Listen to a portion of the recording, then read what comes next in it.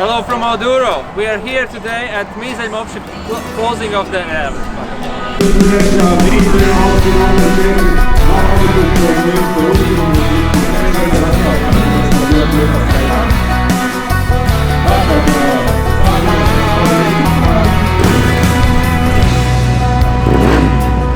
Kāpēc mēs brīvdienās neizvēlamies mierīgu izbraucienu pa Granteni? Kaut kādā veidā vienmēr nonākam purvā līdz ceļiem ar 200 kg moci.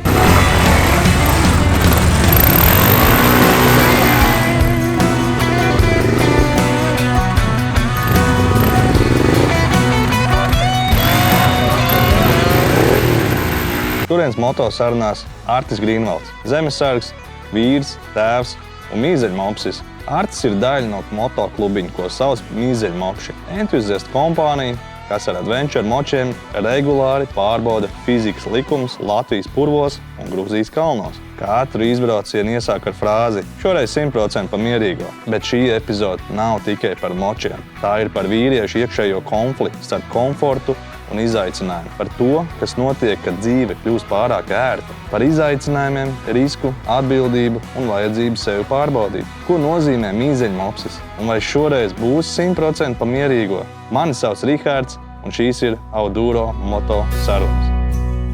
Arti, ja es tev tā pajautātu, iepazīstināt sevi mūsu klausītājiem, kas tu esi?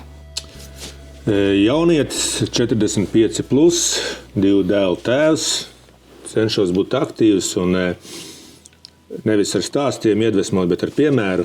Vienalga, vai tas ir sports, motobraukšana, hobijs, ko tu jau pieminēji, vai dzīvesveids, būt aktīvam. Un tādu vairāk mirkļbirgs, ko es arī lietoju, kas man pazīst, ir neatslāps. Tas ir viens, nevaram atslāpt vienalga, vai tev 20 vai 45. Un otrs ir klausi mammu, seko sapņiem, bet tas ir, ka tev gaida mājās. Ļoti labi devīze. Man patīk hashtags dzīvē, principā, pie kā tu pieturies. Esmu redzējis, es sekoju tev sociālajos tīklos, Instagramā. Es tev arī. Jā, bet no manis noteikti tu redz mazāk visādas challenge izaicinājums, bet saviem gan tu liec visādas challenge un izaicinājums. Tātad tu ne tikai dari pats, bet arī dalies un iedvesmo pārējiem dalīties ar kaut kādiem izaicinājumiem. Un par tiem izaicinājumiem tagad vairāk.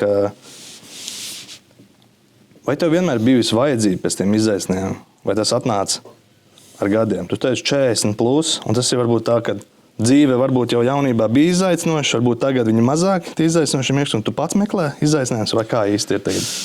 Ja tā nav sagatavots atbildes, bet ja es skatos atpakaļ retrospektīvu, laikam jau vienmēr tas ir bijis kaut kur klātesošs. Tas dzīves posmā ir mainījies, tās mirkļbirgs varbūt, un tas uzstādījums ir bijis posms, kad biznesos man visi kolēģi zināja, ka man vajag 105%.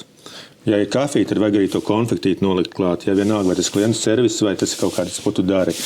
Tad šobrīd 100% pa mierīgo, tas jau arī ir tāds, tie pasākumi 100% pa mierīgo, bet tie, kas saprot, tad mēs ejam uz maksimumu, tur, ko mēs tajā brīdī spējam un daram. Tajā vīru vai militārajā jomā arī ir mirkļbirgi, ko mani kolēģi zina, kad es vienmēr saku neatslāpstam. Tas ir vienalga, kurā brīdī tas nozīmē neatslāpstam, mēs varam vēl bišķiņu vairāk. Tā kā izaicina, bet izaicina nevis izaicināšanas pēc, bet ar piemēru, tāpat tās ar dēliem audzinot. Ja es izaicinu, vienalga vai pumpīšu challenge taisa vai ko, tad es pats rādu piemēru. Tagad pēdējais bija sporta zālē, kur lielais puika man iedeva piepīpēt, bet tā arī bija video, es neatslābu. Es gandrīz vai atstiepu, bet es neatslābu. Jā, tur līdzi. Atslābt, Un nevis ar vārdiem, bet ar darbiem un piemēriem. Tieši tā. Pastāsti īstumā varbūt par savu arī to darba karjeru. Jā, pirmo motociklu, patiesībā, pirmais darbs bija, lai nopelnītu motociklu. Es esmu tik piedzīvojis vai senilis, ka man pirmais motos bija 350 tā jāva, kas ir tā jubilejas. Vēl tagad man ir stāv garažā, es gaidu, ka es viņu restaurēšu, viņu braukšu. Tā kā nevarēšu lielo adventure noturēt. Un es gāju mežā gāzt baļķus. 6 jau man bija jāgāž, 5 izbraucu. Un pirmo jāvu nopirku, pats braucu pakaļ ar smagos sviedros nopelnītu jāvu bija. Un tad, kad man čoms viņu sasit, tad tas bija ļoti sāpīgi, jo es zināju, cik man viņa bija izmaksājusi darba. Tieši tā, ieliktās pūlīt. Tagad tas ir, ka jauniešiem grūti ir ielikt tie pirmie moči un visi tie atnāk kaut kā savādāk. Tā ir. Un tad jau bija savādāk mentalitāte arī, ka tu vairāk skrūvēji vienu to pašu mocu nekā pirki uzreiz nākamā. Ne? Mēs viņus atvieglojām, ko tik mēs nemēģinājām ar viņiem to darīt, un bija pat atzveltnīca uzlikts un tam līdzīgi. Bet jā, par tiem darbiem, ja tu jautā, tad pirmais bija mežā gāzu baļķis, lai nopelnītu javu. Pēc tam es esmu bijis students ar benzīna tanku pieredzi, pēc tam es esmu bijis žurnālists un esmu bijis gan cietumos ar prezidentu intervijas taisījis, gan arī par zemesardzi rakstījis, gan arī uz ielas cilvēks intervējis. Un tas iedevis beigot tādu perspektīvu, ko es tagad arī jauniešiem saku, kad ir jāņem viss pretī. Tas man iemācījis runāt ir gan ar vienu dienu ar prezidentu vai ministriem uzdot jautājumu, nākamajā dienā uz ielas intervijas taisīt, jau tas palīdz. Tad es nonācu Rīgas domē. Biju arī ierēdnis kādu brīdi, bet tas bija kādu brīdi, arī, kad studēju, un arī tas tev iedod kaut kādu sistēmu, noteikumus un kārtību.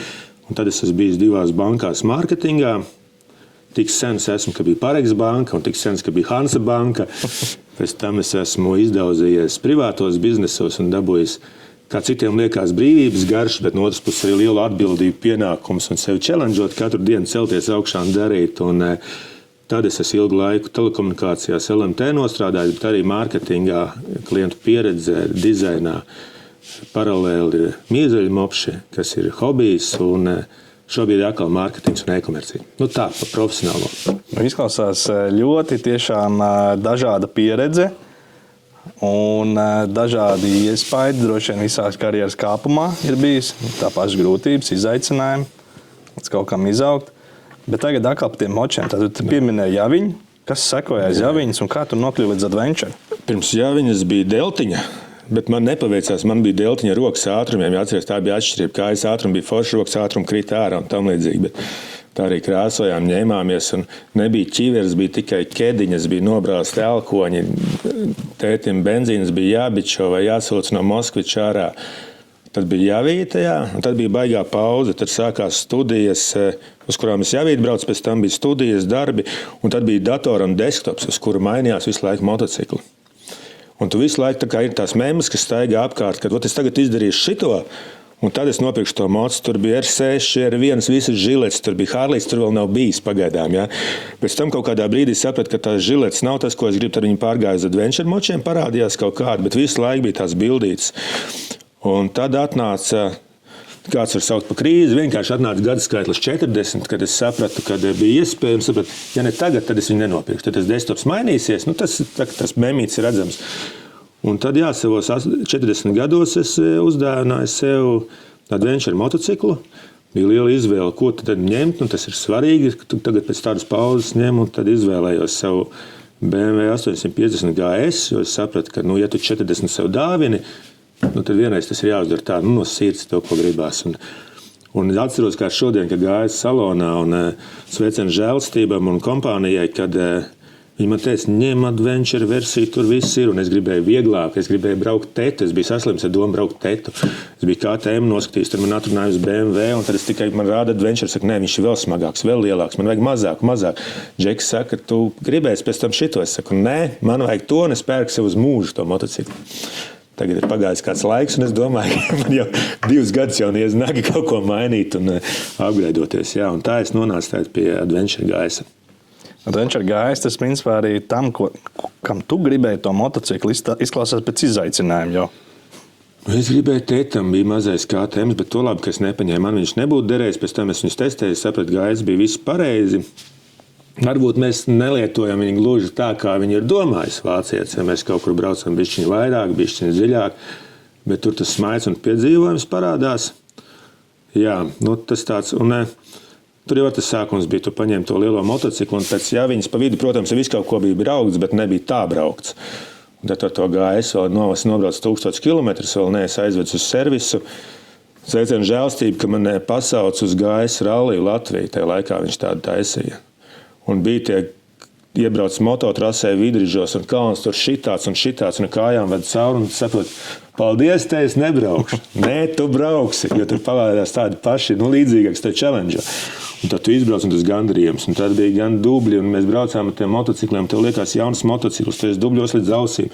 Ekipējums, viss tu esi netīrs. Tev piebrauc otrs tāds pats blakus, un jūs saskatāties un abi smaidat. Nevis tā pokerī, kā mēs korporācijās, bet tu redz acis smaida, viss smaida. Tu esi nobridies, pārguris, un tu saprati, tur kaut kas ir. Vai tas ir tas, kāpēc vīriešiem ir vajadzīgi tie izaicinājumi? Tos grūtos izaicinājumus. Jā, mēs tur jūtamies dzīvi, tur ir kaut kāds, tur cita ķīmija nāk ārā, tu arī tur pats esi cits cilvēks, un varbūt ne visiem to vajag, kādam vajag cits hobijs, un tas viss ir forši, bet man liekas, ka tā kā mēs bijām te vienā hobijā, tā kā nepazīstam, bet tur blakus bijām, tad nāk tie motocikli, kaut kāds ir tas tipāžs, kam tas ir vajadzīgs. Jā.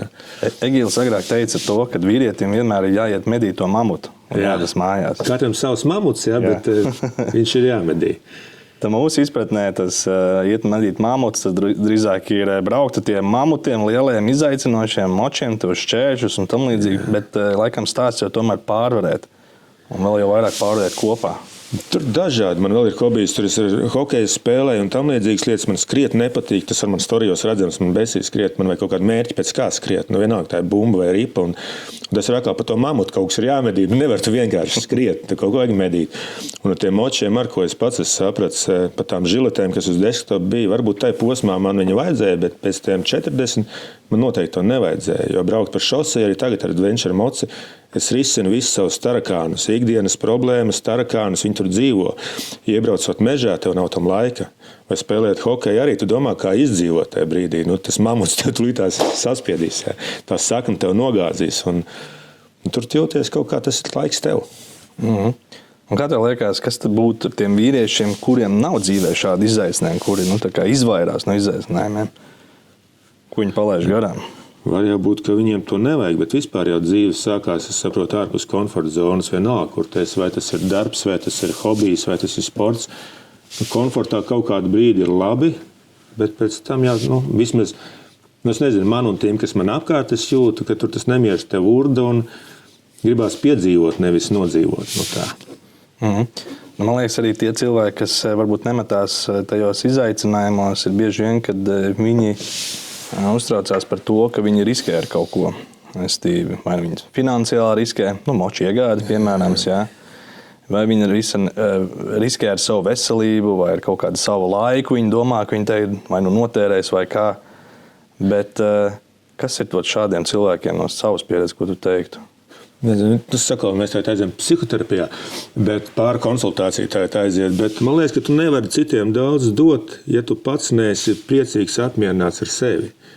Ja es ikdienā pats nebūtu nepiepildīts sevi, aiziet mājās vai aiziet pie draugiem, vai aiziet darbā, man nebūtu enerģijas. Kaut kur tev viņi ir jāuzlādē. Kādam tas ir dziedāt, kādam tas ir skriet pa mežu, kādam tas ir braukt ar motociklu. Katram savs, bet man liekas, tā lieta ir jāatrod. Ja ne, tā kā Fiņš saka, ja tu nebaudi, tu pats kļūst nebaudāms. Tā ir, jā. Kaut kā tā. Jā. Katram vīrietim tomēr ir jādod kaut kāda šī nodarbošanās veids, kur var izlādēt, tā teikt, to savu, kas sakrājies enerģiju, vai uzlādēt tieši to enerģiju, kā nu kuram. Jā, tad var iet pa mežu, staigāties, pastāvīgi kaut vai tādas garākas, kur sakārtot savas domas. Ja tev ir kaut kāds agresīvāks darbs, tad tu vari atkal izlādēties. Boksmais, sports vai kas cits. Un, ja tev patīk izaicinājumi, tad ir rogaings, tur ir pretspēks, ir adventure braukšana un tādas lietas. Bet vai komforts ir bīstams, kā tev liekas? Jā, viņš ievelk. Riktīgi. Viņš riktīgi ievelk un tevi nopamperē un tu esi komfortā. Un kaut kādā brīdī pēc tam ir ļoti grūti no viņa izkāpt ārā. Tas līdzīgi kā man tas desktops mainījās un arī, kā tu teici, tie riski, to mocu tagad nopirkt, tās kaut kādas investīcijas, ja tev nepatiks, tev kaut kas ir jāatliek, tāpat tās ir kādiem darbiem, maiņām, tas viss ir ar to saistīts. Un tad ir kaut kādi tie posmi cilvēki, ja man bija viens posms bija 20, otrs pie 40, sauc par krīzēm vai sauc par kaut ko, bet tas kaut kāds brīdis, ka tev vajag to refresh, arī tev komfortu kaut kādā brīdī nomest nost. Un kaut kādā brīdī viņi atkal ļoti vajag, ja tu esi ļoti daudz bijis ārpus tās komforta zonas, tad ir kaut kāds brīdis, kad tev vajag tagad mieriņu. Tā kā, tas ir balansā. No manas pieredzes arī tas, kad tu daudz ceļo, bieži.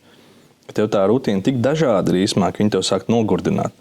Un ka tev prasās būt mājās, apkārt, atpakaļ tajā vidē, kaut kādā rutīnā, tajā. Bet, ja tu visu laiku ceļo un dažādi tie wow skati un tam līdzīgi, vienā brīdī tev vairs nespēja uztvert viņu kā wow efektu vairāk.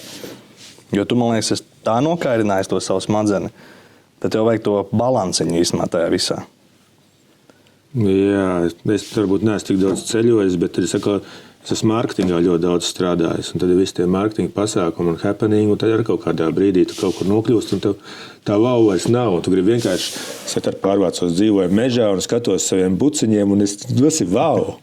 Un kāds cits atbrauc, kā tu vari te klusumā izturēt, jā, es vienkārši kaifoju. Tas ir forši. Es par mārketinga cilvēkiem atkal dzirdēju to, ka viņiem nepatīk vairs pie datora sēdēt. Nu, Nenormāli nepatīk. Viņiem arī nepatīk reklāmas vairs redzēt. Daudz arī neredz. Vai tā kā atbloks, jā, cilvēciskais atbloks. Man tagad vispār sanāca, es pagājušo vasaru baudīju tiešām motociklus un visu kaut ko darīju ar hobijiem un bija iespēja neiet uz biroju un pie datora. Un tagad es tur esmu atgriezies un ir ļoti liels troksnis. Un tev ir ļoti liels tāds, gan cilvēku, gan sociālais troksnis, sapulčs troksnis un liekas tik daudz, kas varētu tā nebūt. Un tu kaut kā redzi tīrāk, un tagad es ar pie sevi strādāju, lai tu ilgāk noturētu to sajūtu. Darba e-pasts man joprojām nav telefonā. Es tagad pie tevis darbs ir palika. Tā. Jā. Tu pieminēji ar močiem braukšanu, mīzeļmopšiem, saviem džekiem iebraukšanu ar tiem lieliem močiem. Es esmu redzējis, kā jūs iekuļaties arī visur, un pat tā bilde, tagad jeb logo jūs kaut ko redzēt. Tas ir purvā, tas ir dubļos, tas ir smiltīs. Vai tā ir tikai izklaide, vai jums tas ir kaut kas vairāk? Tā sanāk. Neviens jau mēs tā negribējām. Tas jau nav tas, uz ko mēs gājām tur. Ja? Bet par mīzeļmopšiem vispār tāds ātrais samaps, kā tas viss ir sācies. Un tas nosaukums manai mammai ļoti nepatīk. Un es zinu, ka daudziem var likties. Bet tas ir tā būtība. Tur ir tas nevis vārds un burtiski tulkojiet, bet to būtību saprotiet. Un kā tas sākās, bija mīzeļmops 1 un mīzeļmops 2. Tas ir Artis un Madars tāds, kas pirmie divi brauc. Viņi brauc ar Adventure Moci, sveicienas tēbi tev un tavā mādas biksēm. Ja? Un pirmie piedzīvojumi braukt nemāk, bet piedzīvojums gribās. Tad pievienojos es kā 3, mēs jau bijām 3. Un tad atkal tā influencēšana. Tad ir 4. mīzeļmops Aldi Čau, ja, kas mužā mūs uzņem, kurš redzot, ka mēs kaut ko braucam un darām, kurš arī sagribēja un ļoti spontāni nopirka motociklu arī tur pēc 40. Ja. Un tad 4. mīzeļmops ir tas, kas ir šeit purvā noslīcinājis savu GS līdz bākai, nepārspīlējot. Ja. Un tas bija tavs vai agra pasākums, kad mēs no muižas speciāli aizbraucām. Tā kā mēs braucam pa visiem pasākumiem un esam atvērti draudzēties, bijām Trīniekos un pēc Trīniekiem mēs braucām pie manis uz Pirtu un pienāk man viens kolēģis, saka, var es ar jums braukšu? Var, mēs pa Mierīgo. Un ap Trīniekiem tur tāds mazs gabaliņš pa to oficiālo enduro trasīt. Un ir purvas tie, kas ir braukuši kaut pussezonu, zina, ka purvā kūdu pieraugt un mūc, met krustus un mūc.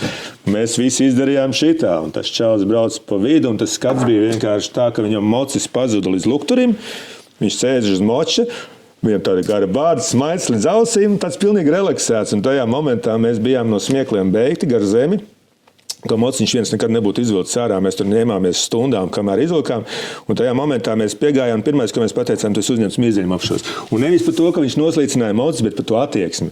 Vienkārši tas vibes tāds, tā gadies, tev nebija iespēja apbraukt. Bija, bet te bija sliede. Un tas bija par to moto. Un tajā brīdī tas pasākums ieguva to enerģiju. Visi saliedējās, visi izvilka, visi pārsmējās un braucām tālāk. Tas ir par to.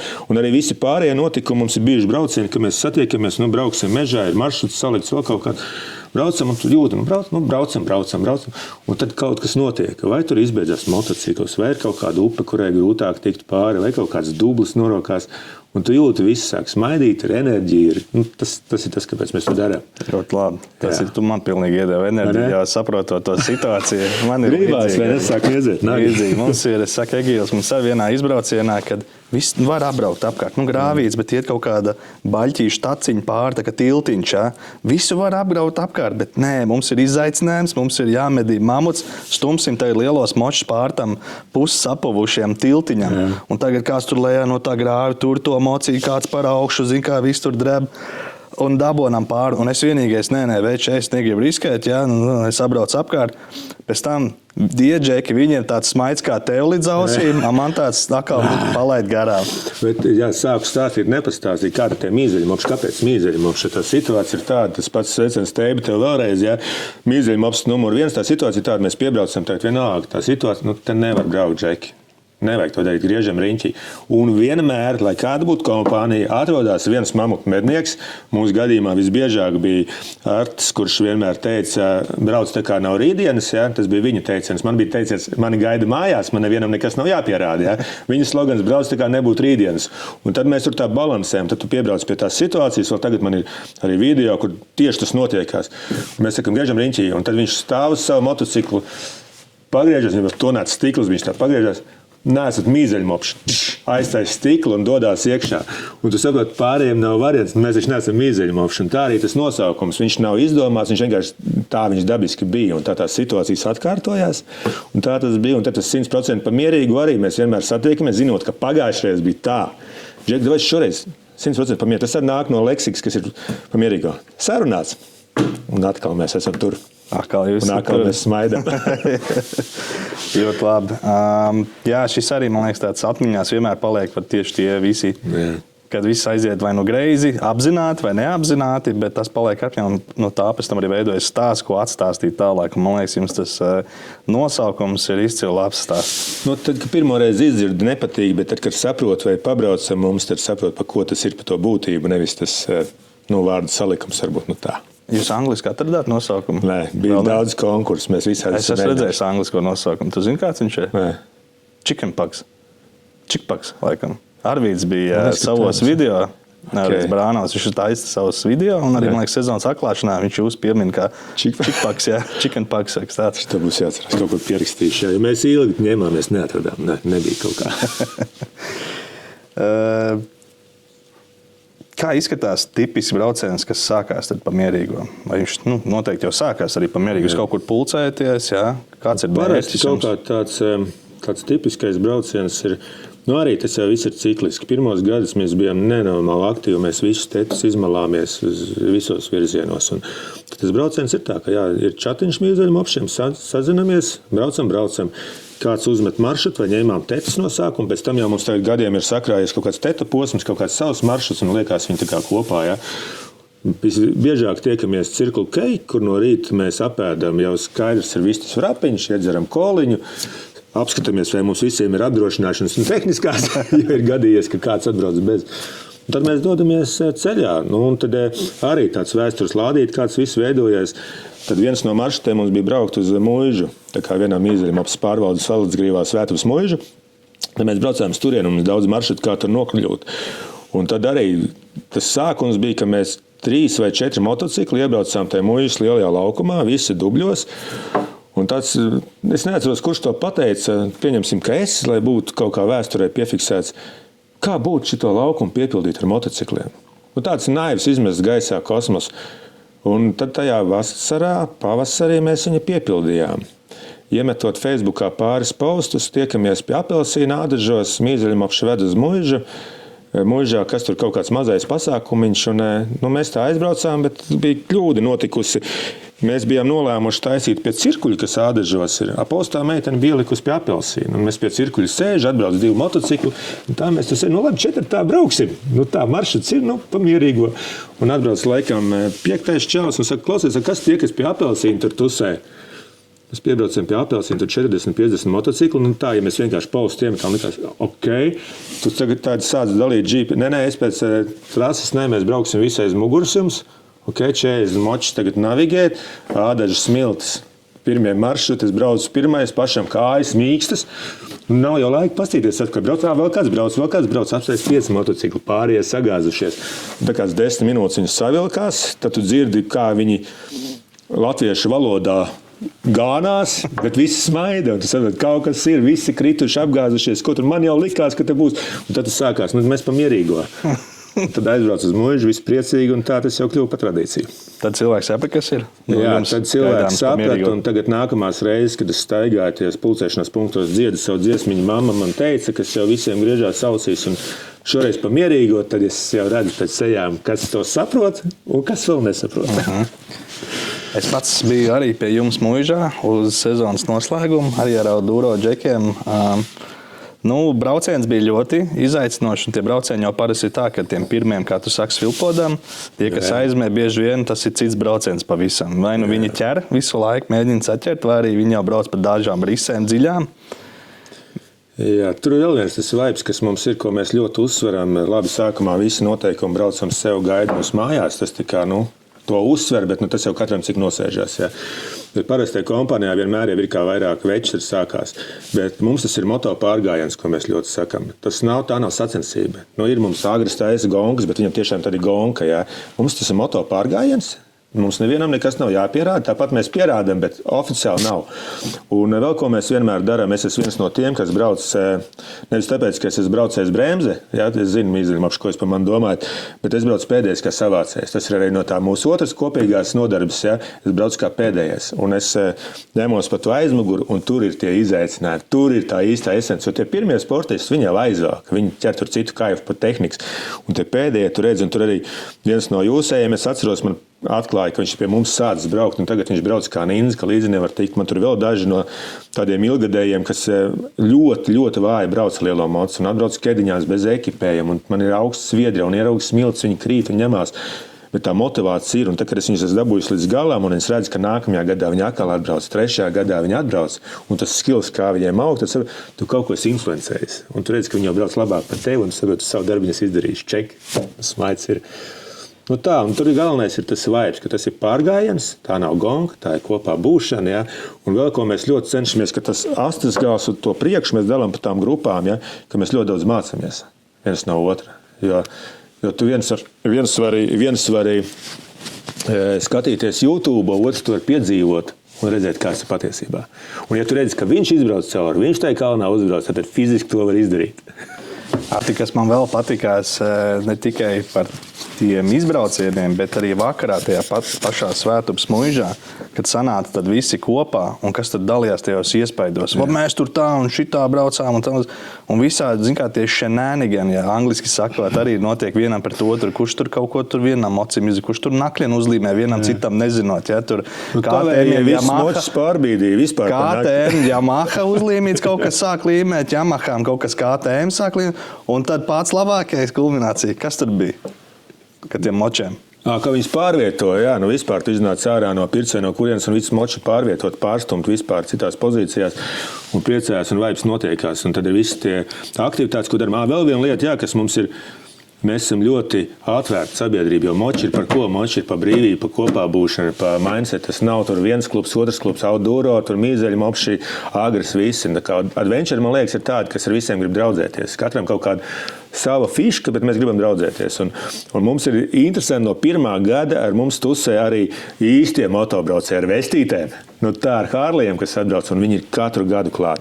Un viņi taisa atsevišķo šosejas braucienu, un kā tagad atceros, viņi mēdz arī ballēties un atpūsties pa naktīm, un es atceros, ka viņa šoks par mūsu nosaukumu bija vēl lielāks. Viņi teica, viņi māk ļoti ballēties, bet cik mēs esam ballējušies, lai kaut ko tādu izdomātu. Ja? Un viņiem tas mindsets ir pilnīgi cits, bet tajā vakarā viņi tur iedarās, viņiem ir savu ballīti, mums savu, bet mēs esam draudzīgi, mēs neko nedalām. Mēs brīvību motobraukšana. Un tas, man liekas, ir baigi svarīgi. Tieši tā. Tas, man liekas, man patīk tas, ko tu minēji, ja, kad Adventure vispār tā draudzējās viens ar otru, bet arī visi motobraucēji jau tā kā draudzējās viens ar otru. Bet kas ir izteikti, man liekas, Adventure, varbūt arī močiem tas, kad bieži vien ir ne tikai adventure moči, kas ir lieli, mazi vidēji, bet šeit tad ierodās arī gan ielas tādi moči, un šeit tad ierodās arī tādas vecie mocīši, kaut javiņas. Man ir pasākumās bijuši vecās javiņas, kas ierodās, ielas moči, un tad ir divi tie, man liekas, tādi tipi tie cilvēki. Tie, kas tulītās vai nu būs adventure braucēji, ja, vai tie, kas vēl taustās, tā teikt. Nē, jā, tie paši vestīts par to arī runā, bet labi, viņi ir ļoti dziļi tur visā iekšā. Pat mums ir bijis tie elektromotocikli un kas atvest, un arī tur viss tā mēģināšana un tā dalīšanās, tāpatās, kurš ir īstais mocis, kuras ir īstās riepas, kuras ir īstās somas, kurš ir īstais ekipējums. Ja? Un mēs kur vēl labākā tādā neformālā vietā to, un tas ir nevis ar kaut kādu pirkstu mētāšanām vai ko, bet pieredzes stāstiem, apcelšanos, un man liekas, tas ir to tiem mamutu medniekiem vajag. Piekrīt, bet atgriežoties pie tās filozofijas un psiholoģijas. Un tev vēl jautājums, tad par mociju tu teici arī tāda anarhija un savu veidu tā arī terapija ir. Bet ko tu esi iemācījies tieši tu par sevi brīžos, kad mocis guļ purvā vai slīpi? Viens vai ar draugiem? Viens ir tas, ka es sāku ar to lielo mocu braukt pēc 40+. Man ir 2 bērni. Es jūtos diezgan nobriedusi personība jau. Un man tiešām galvā ir tas, kad es gribu kaut ko pārgalvīgi darīt, mani gaida mājās. Es apzinos iespējamās sekas. Es esmu arī gāzies un kaut ko traumējies. Ja, par laimi viss ir bijis tā, ka viss ir labi šobrīd. Ja. Tā kā es to piefiksēju. Līdz ar to arī braucot, es tomēr ieguldos bišķiņu plānošanā, vai arī redzot to šķērsli, vai ko tu jau spēj novērtēt. Tev ir kaut kāda pieredze bišķiņu uzklāt. Tas, kas arī tiem jaunajiem, ko es tiem iesācējiem, ka taisīja kaut kādus arī tādus mazos pasākumus un izbraucienus, ka daudziem tās pieredzes nav. Vai arī es dalos ar tiem puniem, ko pirmos tu pats esi iegūst. Tu iebrauc tajā mežā viens, nedod Dievs ar kaut kādām somām vēl virsū, ja? Nedod Dievs, tu neesi nošērojis savu lokāciju. Nedod Dievs, tev telefons ir tukšs vai vienīgais telefons ir uz stūres. Un tad visus šitos knifiņus tu viņos dalies. Ja. Protams, pirmajos gados biju aktīvāks un arī vilku to mocu viens ārā. Tad kaut kādā brīdī tu jau tā kā apdomā. Vai tomēr apbraukt, vai tu jau redzi un tu paredzi, kas tur notiksies. Nu tā. Tā kā mēs esam barā, tad ir savādāk. Tad viens uzrodās, kas aiztais ķivers, saka, nē, mīzeļmops. Mēs visi braucam tajā grāvī vai tajā purvā un viss notiek. Un kā ģimene saprot šo tavu mīzeļmopsis? Jā, viņām arī mums ir ģimenēm. Sievām ir arī tādas uzšuvītas. Viņām ir rozā un šoreiz 100% pa mīlīgo. Tā kā viņas nekur nevar no mums izbukt, viņas arī atbalsta. Bet tas ir par to, ko es sākumā minēju, kad ja es pats nebūšu priecīgs, gandarīts un kaut kur neizlādēšu to enerģiju vai neuzņemšu, tad es arī nevaru citam dot. Un ja tu nebaudi, tu pats kļūst nebaudāms. Jā, vīrietiem vajag to savu kaut kādu laiku. Sev? Tāpat kā sievietei. Sievietei ar to vajag, tikai varbūt viņai, kam vajag mocis, kam vajag manikīru, pedikīru, kori, kino, šopingu. Jā. Parunāsim vēl par Svētupes mūžu un tiem pasākumiem. Tātad jūs organizējat sezonas atklāšanu un noslēgumu.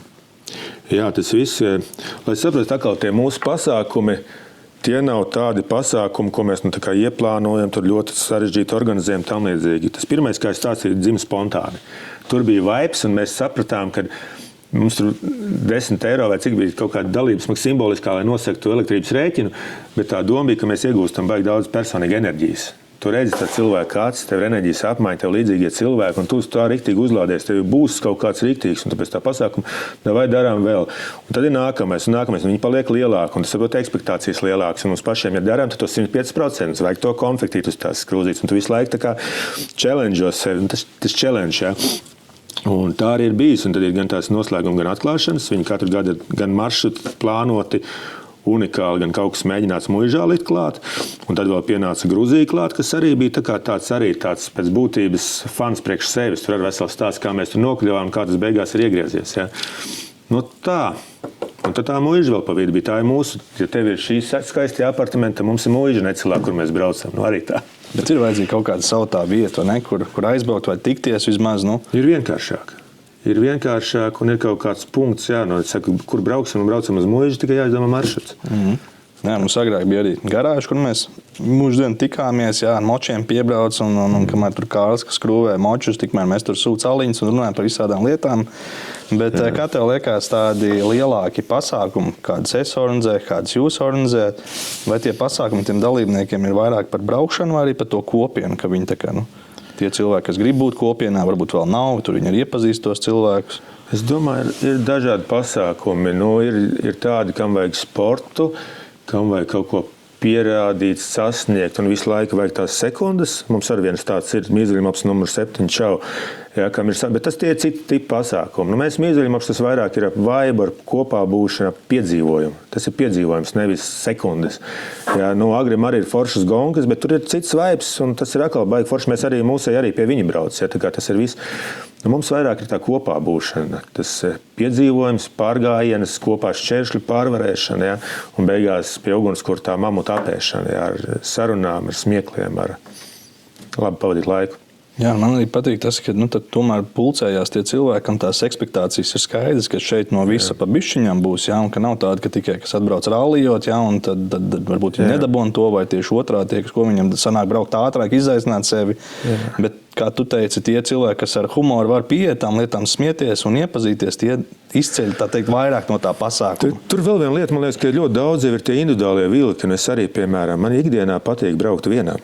Ja mežā būtu droši braukt vienam, es tikai viens braukt, man nevienu nevajadzētu. Un tad kaut kādas reizes, kad tev gribās enerģijas apmaiņu, kaut ko padalīties, challenge. Bet tā bija posms, ka es tiešām katru dienu braucu viens, es tikai nošēroju čatā live location, lai čaļi zina, kur kas atbraukt man pakaļ, jo sieva visticamāk neatradīs man mežā. Un tad es braucu viens, bet tad ir šie te pasākumi, un tad man liekas, es bieži redzētu arī, ka tādi vientuļie, kas bišķiņ tā bikli kautrīgi no malas pienāk, bet cik ātri iespējams tā mēs viņus ievelkam iekšā, vai viņi ievelk tas ātrais gals, vai es tur beigās viņus savācu, ja, kā kritējus. Jebkurā gadījumā es nevienu nepametam. Tas ir atkal no otrs, ko bija savējos nepametam. Tieši tā. Man liekas, ka šeit arī tas, ko tu minēji, ka, ja tu brauc solo, tā ir tāda terapija, atpūta no visa, ja? Bet, ja tu brauc grupā, tā ir enerģija, ritīgi uzlādēties. Jo tas ir tas, ko es arī novarēju savos braucienos. Tiklīdz es ar džekiem kopā izbraukos, dubļos izcīnos tur vakarā pie tā uguns, kur pavisam savādāk ir. Cits vaibiņš, jā. Tev gribās dalīties kaut kā, neesam jau mēs gluži viensētnieki vairs. Bet tā meditācija arī ir vajadzīga. Un it sevišķi, es saku, es varu braukt šosijā skaistos šitos ceļus, visus ērgļu vai ko, bet es tur nemeditēju. Kāds teiks, ka es braucu pa lēnu, bet to žileti es nenopirku, un ar žileti tomēr tur arī nevar tā braukt. Ja, tas ir atkal, tu apdraudi citus, to es tā kā neatbalstu. Ja, tad ej biķerniekos trako. Ja. Mežā tas tomēr tev nevajag ātrumu. Un es arī, atkal manējie var man apsmiet, bet man nepatīk pat tas ātrums, man nav svarīgs. Es kaifoju, ja es pats kaut ko tehniski izdarīju, es kaut kādu elementu saprotu, ka šitais dabūju to, ja. Jo arī tas, kas ir daudz nopērk to motociklu, sajūgs ir, bremzi ir uz priekšu, māgu braukt, es māgu braukt, ja. Jūs arī runājāt iepriekšējā tieši daudz par to, ja tur jau citā līmenī, ja. Es ar iesācējiem vairāk esmu darbojies, un tad arī, kad tu iedod mazos knīfus, kur tās kājas likt, kur to skatienu likt, un tā pasaule mainās. Kā to balansu pārlikt, ja, kur tev jāatrodās tā moča, vai varbūt kā pieregulēt kaut vai hēbeļus, ja? Un tev tā braukšanas kvalitāte un drošība mainās baigi spēcīgi, un es no tā ķeru kaifu. Es pilnībā saprotu, kur tu saki, arī iepriekš pieminēt to Andra Grīnfelda, tātad spēju kontrolēt motociklu un veikt kādas manevras. Visi, man liekas, pārliecina, lielākā daļa, kuras esmu veids pār baļķīšiem, tie ir tādi neapzināti, ka, sanāca, bet visi domā, labais, tas to stāst. Mums bija atslēgts. Mums bija atslēgts mīzeļmops. Bija atslēgts mīzeļmopsis, bet tajā brīdī es noteikti justos arī labāk, ja zināju, ko kontrolē, bet ir atkal tā enerģija, ka tev tomēr sanāca kaut kas. Bet tu arī tā pareklamējot gan paši sevi, gan citus, izmantoja tās iespējas iet mācīties braukt. Tas nav tā, ka tie nav tie alfa tēviņi, kur es jau visu māku, man neko nevajag. Man arī tādi ir bijuši pie mācībām, ka es jau zinu. Es jau pamēģinu šitais no malas redzu. Es jau zinu. Un tad tev ir jādod kaut kāds laiks šiem cilvēkiem. Vai man ir bijuši tādi, ka iedod arī bišķiņu piepīpēt viņiem, saka, ieved kaut kur. Tad tomēr nezinu. Pamēģinu šitā trika aizies. Ja? Un ejiet mācīties. Es pats arī pēc tā adventure rallija aizbraucu uz Igauniju pie viena. Un, kas man liekas vēl ir svarīgi, ka iet mācīties pie tiem, kas brauc ar lieliem močiem. Es esmu trāpījies arī dažās mācībās, kur motocrossisti man māca braukt ar lielo moci. Un kaut kādas lietas man tur nesagāja par to, ko man ir mācījuši lielo džeki, kur ir certificējušies uz lieliem močiem braukt. To kā izlikt tajā līkumā, ne līdz galam man gribās ar tiem 220 pāri kilogramiem. Ja? Tur ir nianses, bet tā svara pārlikšanas skatiena un vispārējais, kas uz lielā moča ir, tas ir baigi svarīgi. Ja? Tā kā rītīgi iesaku, ja vien laiks un finanses atļauj, vai ir zināms, kur iet, dariet to. Noteikti. Plus, jūs ne tikai mācīsieties ar mocis braukt, jūs labi pavadīsiet laiku. Arī iepazīsiet varbūt jaunus cilvēkus. Jā, arī mūsu pasākumos cilvēki ir iepazinuši bez mazai kaimiņas, kas izrādās, un teicis, laik braukā kopā. Jā, es šito arī pēc savējiem redzēju, ka tie iesācēji pēc tam atsevišķi taisa savus braucienus. Cilvēki, kas sabrauc no dažādām Latvijas vietām, ja tā kā, tam jau tas ir. Jā, bet zināšanas vienmēr ir jāuztur. Un zināšanas īpaši nodara tad, kad tu grasies izaicināt sevi un ceļot kaut kur tālāk. Tu jau pieminēji Gruziju. Pastāst, kāpēc tieši Gruzija un kas tas ir? Tas arī bija stāsts. Tas bija atkal kaut kāds sapnītis, kas mūsos virmoja. Tad mums bija lielie moči, mēs bijām pa Latvijas tetiem izplosījušies, baigi ērgļi, un tagad vajag kaut kur tālāk. Un tad izdomājām, ka braukt uz Gruziju. Sākotnējā doma bija lieliem motocikliem doties, jau bija saplānota maršruta, kā mēs pa Krievijas pusi brauksim augšā un pa Eiropu ar sievām brauksim atpakaļ, un tāds baigais trips. Tad atnāca Covid, kas bišķiņ mums tā kā atdzesēja. Tad Covid jau normalizējās, tad mēs turpinājām plānot, tad atnāca, ko kaimiņu valsts izdarīja, un viss tur nogriezās nost, un tā tas beidzās. Un tad bija Mīzeļa mops numur 4, muižas saimnieks Aldis aizbrauc uz Gruziju. Es nezinu, citi brauc uz Indiju, viņš uz Gruziju aizbrauc. Un tad viņš vienā brīdī atsūtīja mums ziņu, Džeki, es Gruzijā satiku Čali, Zuru, kuram ir motocikli, mēs brauksim uz Gruziju, bet brauksim ar viņa motocikliem. Un tad mēs sapratām, ka patiesībā tas iznāca daudz lētāk, laika ziņā, jo tas aizbraukt, atbraukt ir ļoti gari. Transportēt lielos močus sanāca dārgāk nekā izīrēt uz vietas pielāgotas močus, vieglos, 430 betas, ko mēs tur braucam, ja? Un tā mēs nonācām Gruzijā. Pirmais brauciens bija episks, mēs bijām visi Mīzeļa moši, plus paņēmām līdzi 4 vai 5, kas gribēja pievienoties, jo grupa bija 10, mēs gribējām braukt ar savējiem čomiem, nevis citiem. Un tad pirmo grupu es atceros, vēl tagad mēs braucām strīniekiem testēt, kāds tur tas līmenis un ko tur, vai mēs paši tiksim līdzi, jo reizēm tur piesakās kaut kādi motocrossisti trakiem tā. Un tad mēs nonācām Gruzijā, kas bija teju līdz asarām, vīri kalna galā priecājās, ka sapnis ir sasniegts, un mēs izbraucām nāves ceļu uz Tušatiju, un viens ir tie skati, bet otrs ir tevi gaida mājās, un saprot, ja tu kļūdījies, tad Ziemassvētkus nesvinēsi. Ja? Tas bija viens, un tad visi tie piedzīvojumi, un mazie motocikli pēc lieliem ar kājām kaut kas maziņš, un tas nav Latvijā trīnieku kalniņš, tas ir tāds kalniņš, kurš nebeidzās, un tu tur tā kā tev viss jau ceļās, baigās. Un tur arī tas, ko mēs darām, tā nav sacensība.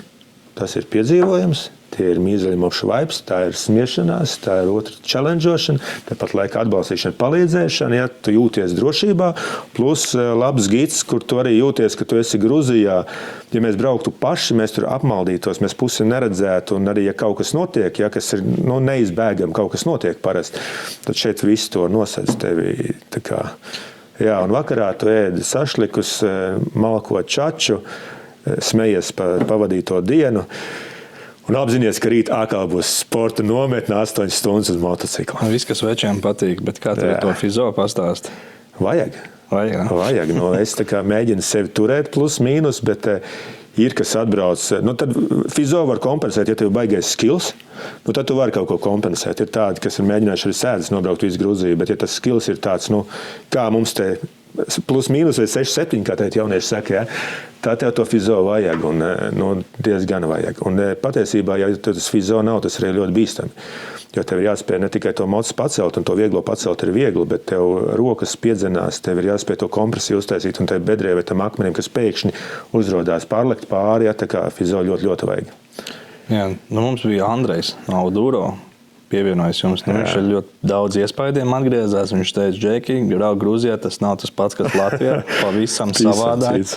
Fizo man ir jāuzlabo. Jā, viņš ir fizisks čalis. Viņš ir fizisks čalis. Bet laikam tās rokas, jā, tur ir atsevišķās muskuļgrupes, kas ir, ja nav tā tehnika, tad ir ja nav tā tehnika, jo tās rokas arī, ja tu atrod to tehniku, bet atrod viņu tā. Tu aizbrauc, tu jau pirmajā dienā bija tā, ka mēs domājam, arī iesildīsies. Nē, parādīja tur kaut kādu krustu augšā, tur būs iesildīšanas. Domāju, tur mēs nonāksim pēc nedēļas. Nē, mēs bijām pēc 20 minūtēm, un puse bija jau ripojuši, un tā kā, jā, bet vajag bišķiņ pagatavoties, kā jebkuram ekstrēmam piedzīvojumam. Vienalga, vai tu skrien dubļu gonkas, vai tu brauc ar motociklu, vai tu spēlē kaut ko, tev vajag gatavoties. Ja tu gribi no tā gūt arī prieku. Tā ir, jā. Šogad arī brauksiet Gruziju? Jā, šogad brauc, tagad aprīlī dosies Aldis ar kompāniju, tur ļoti ātri grupa pieleca, un tā grupa jau ir pilna. Un pēc tam, ja visi zvaigznes saliksies un pasauli nesajūgs prātā, tad oktobrī brauks atkal.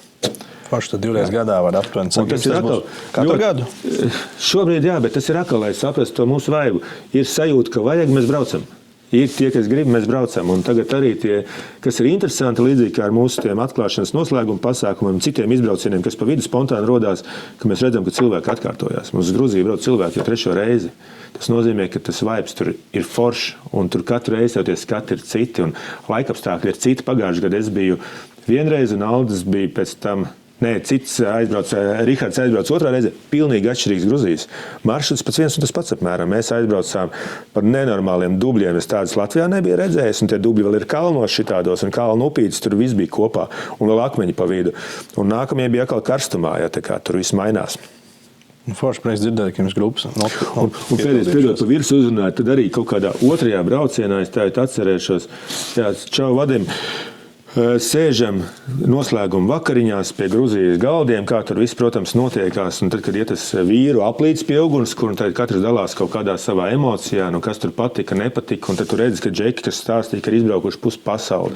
Saka, džeki, bet tas, ko jūs tu uzbūvējat, tas kaut kas savādāks. Tas nav pat par to, ko tu redzēji, vai kur ielikt ķeksīt, kur kartē tu esi bijis, bet par to vaibu, par to kopā būšanu. Un ja var tev 40 plus vīrietis sēdēt pie galda ar tējas glāzi vai čaču patiesībā ar tādu jau aizlūzušu balstēt, tie, kas man pazīst, zina, ka es reti esmu priecīgs vai laimīgs. Tad šobrīd, kungi, es esmu mazliet laimīgs. Un man tas citāts joprojām stāv, un es to arī sev saku, jo man pirmā reize Gruzijā arī bija tas, ka te kalnā stāv, sapnīts ir piepildīts. Un tad tikai jāatcerās, ka tevi gaida mājās, te nāves ceļā es arī vienreiz kritu tā, kad es paliku uz tās maliņas un sapratu, joki mazi un izbaudīt. Bet, ja nebūtu izaicinājis sev pieņēmis izaicinājums, tad nebūtu tā.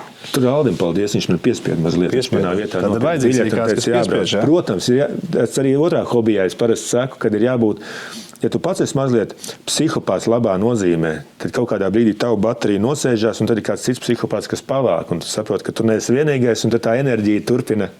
Kā katrā grupiņā ir kāds šis, kam ir. Jā, un kāds madars katrā grupiņā ir. Jā, madars veiciens arī tev. Tas ir, kas pēdējais brauc krīt un kuru visiem ir jāgaida. Kā tev liekas, tad tie izaicinājumi palīdz atgūt kaut kādu to savu to vīrišķīgo, to vai to priecīgo par dzīvi, zin kā, jo mūsdienās liekas tas vīrietis tāds darbi, ģimene, kredīti. Un tagad atkal kā puika var justies bez mazā, džekiem izbraukāties ar mocītu un dabūt to mazliet tā prieka. Es teiktu, ka noteikti, es joprojām jūtos puika, lai gan citas sociālās lomas, protams, tev liek būt, kur man ir balts krekls apakšā paslēpts, tāpēc, ka es braucu no citas vidas un tur tas ir nepieciešams, vai arī mājās un tev pieminētās ģimenes un rēķinu un vispārējais, protams, katram mums ir, bet vajag to laiku, to bateriju uzlādēt. Vajag baudīt, vajag papriecāties un iedot učkā. Ko tu teiktu vai novēlēt tādam jaunam džekam, kurš ir varbūt apmaldījies, tā teikt, kurš varbūt nav atradis kaut kādu savu šo aizraušanās, varbūt ne tieši adventure mociju, bet močos, bet varbūt tieši kaut kas izaicina un padara vīrišķīgāk varbūt. Vai tā arī pajautāja. Viens ir, ko tā kā ēndienās nāk ēnas, un tu arī stāst vienalga par darbu vai par korporācijas savu pieredzi vai CV un pēc tam studijām, ko darīt. Viens, ko es arī saviem dēliem mēģinu stāstīt, vajag mēģināt ņemt pretī visu.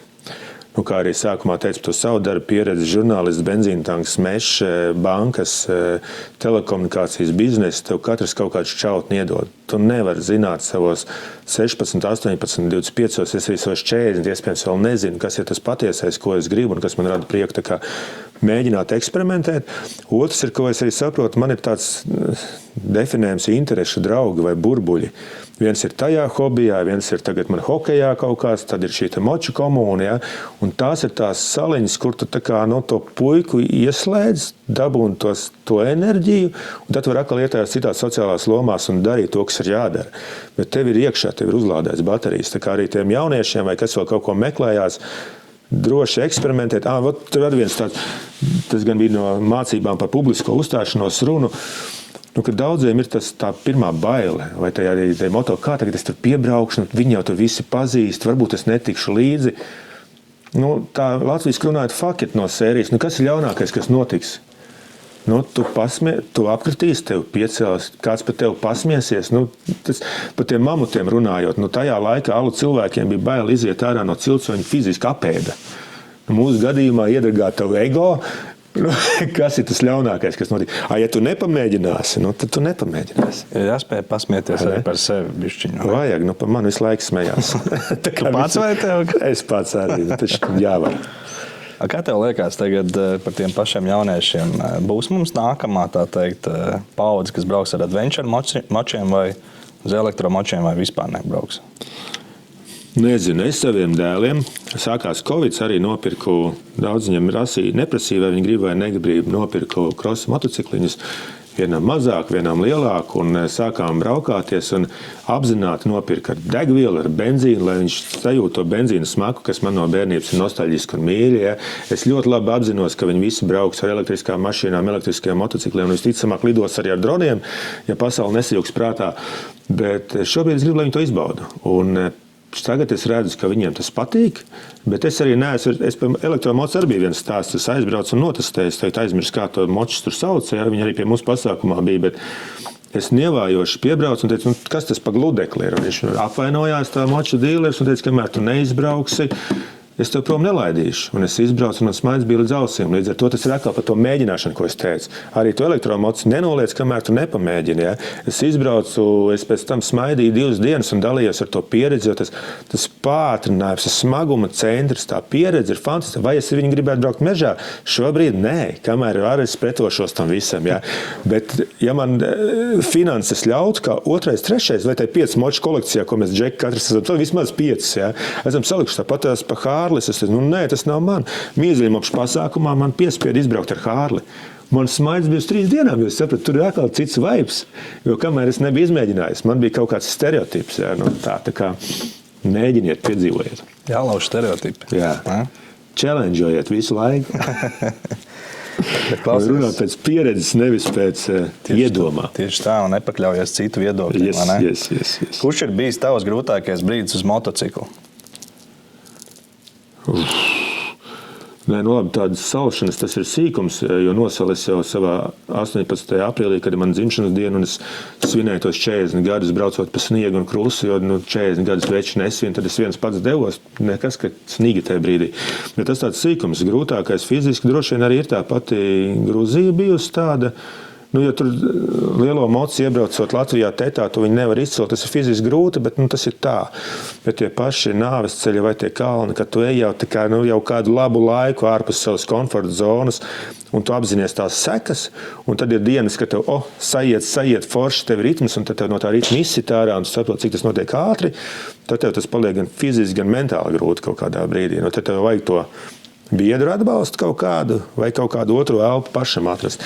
Tā kā droši vien uz moču tas ir bijis tāds, jā, es domāju, ka tā ir tā pati Gruzija un tie lielie piedzīvojumi, kur tu jūti, ka tu esi ārpus savas komforta zonas, tev ir adrenalīns, tev ir prieks, bet tu arī piekūsti. Un vakarā tu vienkārši pie 1. gada mēs gājām vakarā ballēties, tad, kad mēs bijām jau pieraduši, tad mēs varam vakarā arī gulēt, jo rīt būs smaga diena un es viņu gribu izbaudīt uz 100%. Tas jau ir apzināti, jā, ja tu zini. Un ja tu noballējies, un tad nākamā diena ir vēl smagāk, izaicinošāk. Un tad tu vairs nevari, tas kā tev baudīt. Es nevaru baudīt, es gribu baudīt, es aizbraucu ar moci braukt, tad es gribu baudīt līdz galam. Tieši tā. Un tad, vai tev ir bijis arī kāds brīdis, kad domā, nē, viss pietiek, Džeki, vai viens pats, ka tu esi bijis, nē, pietiek, es braucu, met ripā, braucu mājās? Ne, kaut kad droši vien, ka arī esmu apmetis ripā, bet tik traki nav bijis laikam. Nē. Ir varbūt pārdomas bijuši, vai ir bijuši izbraucieni, ka tu nedabūni tos tarkānus atslēgt, vai tu nedabūni to piedzīvojumu smādi, vai ka tu viens brauc tāds. Bet tā, nē. Nē, es laikam vēl tu robežas vēl neesmu sasniedzis, tā kā ir vēl uz ko tiekties. Ir uz ko tiekties, jā. Un ko tu dari, kad dzīve kļūst par smagu? Tev ir tādi brīži bijuši, kad darbā viss besi, varbūt ģimenē, un skaidrs, varbūt mocis. Nē, man nekā tā. Es nezinu, kam tā ir. Ja tu man prasītu, kā iet, tad man ir standarta atbilde. Šī ir labākā diena pirms rītdienas. Un tad viss prasa, kas būs rītā. Es saku, es nezinu. Tu jau pozitīvi savu noskaņoji, jā? Es mēģinu, bet, protams, katram ir savas melnās puses, un es neesmu nekāds izņēmums. Un patiesībā tas pats motocikls labi izveidina galvu, tikai tur arī tādas atziņas, kad man liekas, ja tu esi baigi uzskrūvējies un tev ir tāds noskaņojums, ka vajag to boksmaikus izsist, tad varbūt mocis nav labākā lieta, uz kā kāpt virsū, jo tomēr tas ir arī bīstami, riskanti un tās kļūdas var maksāt. Varbūt tādā mūdā tā nav tā lieta, ko darīt. Jo īpaši, ja tu uz ceļu un vēl cits satiksmes dalībnieki, jā, tu arī labāk cits brauc uz sabrauc. mežu. Jā, tad tas viens ir mežā, bet arī varbūt, kad ir tie mūdi, kad to nevajag, bet ir visi citi stāvokļi, agregāti stāvokļi, kad ir ļoti, ļoti labi tā meditācija. Ja tev sākumā pat ir grūti sev piespiest, uzvilkt tagad formu, pēc tam tas mods būs jāmazgā, tev ir dažādas barjeras, ko tu negribi, tas komfortiņš, kurā te esi, vajag piespiesties. Arī tā skriešana, kas man tik ļoti besīja, tad, kad es piespiežos, beigās ir forši. Tā kā, jā, ir tie brīži, bet... Balstā raut ir vieglāk? Ko tad? Balstā raut. Balstā raut? Jeb atspiesties no zemes un izaicināt sev. Kas pastāst par to? Balstā. Kas tas bija par izaicinājumu tev? Pumpīši, kad jāja vaļā. Nē, tas bija, cilvēkiem vajag fiziski kustēties. Un sociālos tīklos arī ir daudz, kas nievājoši izsakās. Ko tu tur visu to savu dzīvi liedz, bet un kāpēc tu to dari? Un tad reizēm tā ir tā kā māžošanās. Man kaut kādā brīdī attaisnojas. Man darbs tāds bija mārketingā par sociāliešiem arī atbildēt, bet no otras puses gūstu mazo gandarījumu gan darbā vadot cilvēkus un redzot to izaugsmu, gan tajā hobijā redzot vienībā cilvēku izaugsmu, gan arī močos, kā es teicu, es braucu mīzeļmopšu izbraucienos pa beigām un es redzu tiem, kuriem iet visgrūtāk, un es redzu pēc gada 2 un es no tā gūstu personīgu kaifu. Un tā arī tiem pumpīšiem bija. Un otrs, ja tu kaut ko izdari publiski, tur es sev uzlies kaut kādu apsolījumu, tad man tie pumpīši ir jādara. Un tad es kaut ko influencēju. Tas ir mikroinfluenceris, bet es zinu, ka vairāk ir iestājušies dienestā. Vairāk ir nopirkuši motociklu, vairāk ir atbraukuši tam maniem pasākumiem kaut kādiem, ja? Pārkāpuši tam barjerām. Tas man dod prieku. Tāpat tās puikām tu rādi kaut kādu piemēru, kad tu vari influencēt uz kaut kādām labām lietām, labu vaibu, nevis darīt tikai muļķības un vākt laikus. Tas tāda man sakala filozofija. Tā. Un otrs ir, tā, kad uztais tos pumpīšus, es saņēmu no daudziem treneriem un kā ir jādara pareizi, ka es visu daru nepareizi, es daru pa mazi, jāiet pēc dziļāk, rokas jātur šitā. Es arī iegūstu no tā kaut ko. Tu iemācies. Iemācos beidzot pareizi to darīt. Jā, es esmu redzējis arī, kur cilvēki pēc tam māca citiem, kā staigāt pareizi, bez mazliet no video, kur viņi iet hikingot vai staigāt, pastaigās un tam līdzīgi. Tā vajadzētu, jā, arī skriešana un pa tiem močiem es saku tajās tiesācējos, ka tu māci. Pašam arī grūti mācīt. Es saku, es neesmu pro-raiders ar neskādu tur pieredzi. Tāpēc es saku, es iesācējiem pa mierīgo. Ja. Es no savas pieredzes dalos gan par ekipējumu, jo es arī daudz punas pirmos cimdus nopirku, ko es vienreiz uzvilcu, jo viņi vienkārši nelietoja, man nebija tā pieredze. Ja. Vai pirmo kaut kādu ekipējumu somas priekšmoču arī sapirkt tādas, kas forši. Tajā plakātā izstās labi. Dzīvē tas nestrādāja. Tāpat moči kaut kāda ekipējuma, kāpšļi, hēbeļi, tur viss tas, tu ar to dalies. Tad tu redzi, ka cilvēkiem iespīdās. Un tad, ja pēc tā brauciena to pienāk klāt, jā, tu pateici, ka vajag skatīties nevis te, bet tur. Un man viss sajiet. Tev liekas, tu esi tik tādu basiku pateicis, bet kādam sajiet. Un arī man kāds to basiku pateica. Tā. Un tas ir bez tādas arogances, vienkārši tas ir, tā mēs evolucionējam. Tas, man liekas, ir. Man tieši atkal patīk, ka tu dalies to, ka tas izaicinājums tie 100 pumpīši balstā, jo es redzēju, ka tu viņu taisi visur un ja kādā situācijā, pat Ziemassvētkos, džekiem, kamēr ziemīši notiek, visi ir tas bija pareizi. Mēs uztaisījām tā, ka ja kāds to izdara un iemet čatā, tad bija kaut kāds stūlu filmu, liekas, kur bija kaut kas tāds, ka čaļi arī šo sadarēja, ka tas tāds challenge. Un tad vienalga, kurā situācijā tu esi, tev tas ir jādara. Un tad man bija arī video, kur sūtīja džeku pretī, kā uzvalkos un baltos kreklos sapulces vidū to dara. Un tajā kaut kas ir, un tur rodās enerģija arī tiem pārējiem uzreiz. Ko jūs tur dariet? Un tā kā tu tagad jautāji, man liekas, vajag vienam otru. Jā, bet man patīk tas arī tādā ziņā, kad ir forši ne tikai redzēt, ka džeki viens otru izaicina, kas ir fiziski labi, nevis tur ar kaut kādiem padomiem gudri mētāties, bet reāli fiziski parādīt, ka tu arī vari. Un iedvesmot arī cits kaut ko darīt šajā ziņā. Vai tas ir pumpīši, vai tie ir braukšana ar motoceļojumu, tas ir, man liekas, tā influencēšana. Ja tev kāds saka, ko tu tur dalies ar to dzīvi, tad zini to, ka īstumā ir sekotāji, kuriem tas daudz palīdz. Jā, un vēl man viena tāda atbilde parasti tiem, kas tā saka, es saku, kā bija arī viens forši, man kaut kur storijas bija, pareizi es taisīju mocim, sīkajiem nesen rādīju, burnout dedzināja vecās riepas nost, un tad tur bija tāda dziesma no sērijas, ja tu heito visu, ko tu dari, ko es daru, bet tu skaties to, jo stila fanu no sērijas. Tā kā, es radu kontentu, tu rādi kontentu, kāds viņu patērē. Tu izvēlies, kurā pusē tu gribi būt. Ja es izvēlos gan radīt, gan patērēt, man tas iegādot enerģiju. Tieši tā. Un ne tikai dalīties tām pozitīvām, bet arī tām grūtībām, kurām tu ej cauri. Man arī personīgi esmu dalījies ar dažādām dzīves likstām savā dzīvē. Un man ir atrakstīts arī cilvēks, kas saka, ka es esmu gājis līdzīgām lietām cauri. Un man iedvesmo, piemēram, tas, kā redzēju, kā tu tam ej cauri, un atskatīties uz sevi un tam līdzīgi. Tāpēc arī šādi dalīšanās, kad tas nokļūst kaut kādās grūtībās, piemēram, ar močiem un tam līdzīgi. Tu padomu, piemēram. Jo daudzi nofilmē, kā viņi tur forši kaut kam pārleca pāri, nevis kā viņi nokrita. Ar piekto reizi tieši tā.